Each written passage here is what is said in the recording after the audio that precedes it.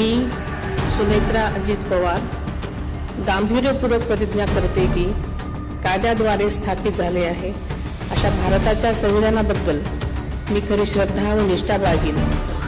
मी भारताची सार्वभौमता व एकात्मता उन्नत राखीन।